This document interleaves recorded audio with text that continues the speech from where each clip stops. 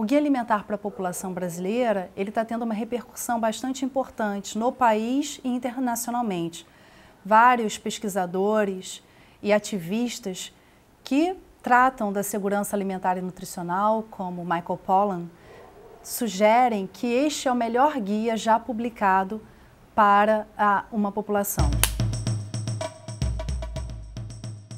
O Guia Alimentar para a População Brasileira classifica os alimentos em 4 grandes grupos: alimentos in natura, alimentos minimamente processados, alimentos processados e alimentos ultraprocessados. Os alimentos in natura são as frutas, legumes, verduras, são aqueles alimentos em sua base, em sua maioria vegetais, ou produtos animais que não sofreram qualquer alteração, desde a sua produção até a nossa casa, até a nossa mesa.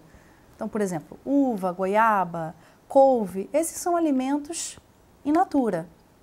Os alimentos minimamente processados é quando a gente pega esses alimentos in natura e a gente faz algum tipo de processamento, seja secagem, moagem, pasteurização, sem adicionar outros ingredientes, e aí a gente torna esse alimento minimamente processado. Os alimentos processados são aqueles fabricados já com adição ou de sal, ou de gordura, ou de açúcar, como, por exemplo, um abacaxi em conserva.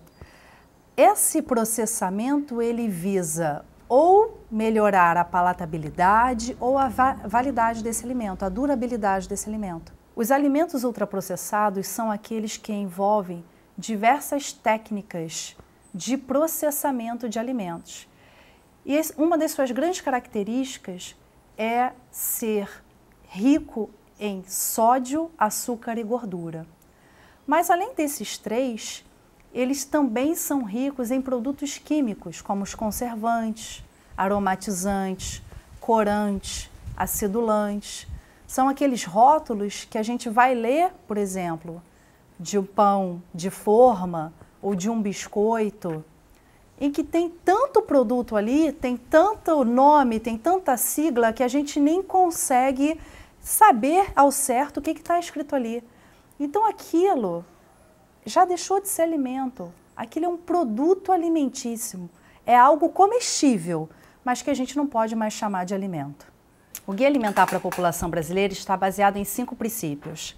O primeiro princípio diz que a alimentação é muito mais do que ingestão de nutrientes. A gente precisa diferenciar alimento de comida.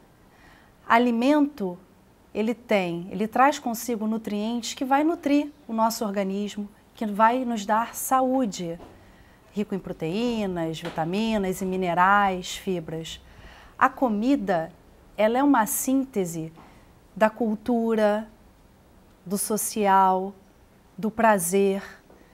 Então a gente precisa ter claro de que a gente não come pura e simplesmente para nutrir o nosso organismo, mas sim porque comer é um ato social. O segundo princípio diz o seguinte: as recomendações sobre alimentação e nutrição, elas devem estar concomitantes com o tempo que a gente vive. E o tempo que a gente vive hoje é um tempo corrido, de pessoas que estão atribuladas, jornadas de trabalho mais longas, as pessoas agora comem muito mais fora de casa.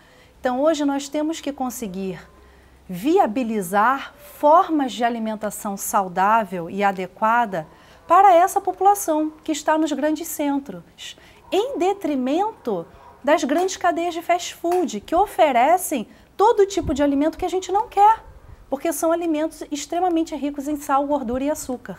O terceiro princípio do Guia Alimentar para a População Brasileira traz o conceito de que uma alimentação adequada e saudável deriva de sistemas alimentares social e ambientalmente sustentáveis. É fundamental hoje, para que a gente tenha uma produção de alimentos adequada e sustentável, garantindo a segurança alimentar e nutricional e a soberania alimentar, um sistema alimentar que promova a justiça social e proteja o ambiente. Assim, a gente não vai gerar desigualdades sociais e ameaça aos recursos naturais que nós temos e à biodiversidade do nosso país. O quarto princípio do guia alimentar, ele está baseado nos diferentes saberes, gerando conhecimento para a formulação desses guias alimentares. Então, os guias alimentares, eles são provenientes de informações de estudos científicos, de informações de estudos antropológicos, assim como conhecimentos tradicionais do povo sobre comida, sobre alimentação.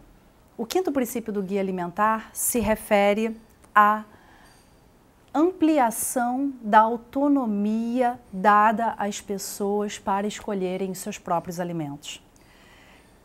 Hoje, é fundamental que nossa população tenha acesso a informações sobre alimentação e nutrição baseadas em ciência, baseadas no conhecimento científico e nas tradições culturais sobre alimentação e nutrição.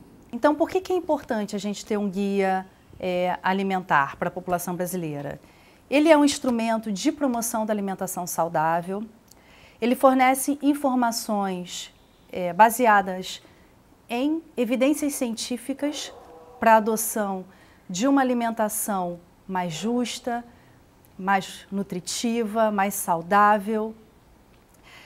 E ele pode ser utilizado por todas as pessoas. Numa escola, por exemplo, os professores podem trabalhar o conteúdo do guia com seus alunos. Por exemplo, numa creche, numa escola, nós temos merendeiras, nós temos as pessoas que cuidam da alimentação daquelas crianças. Então, seria fundamental fazer grupos para conversa, rodas de conversa com essas pessoas, para falar sobre as informações que estão no guia alimentar. Então, é isso que o guia traz para a gente, esse conjunto de informações baseados em conhecimentos científicos e tradicionais sobre uma alimentação saudável, sobre uma comida de verdade.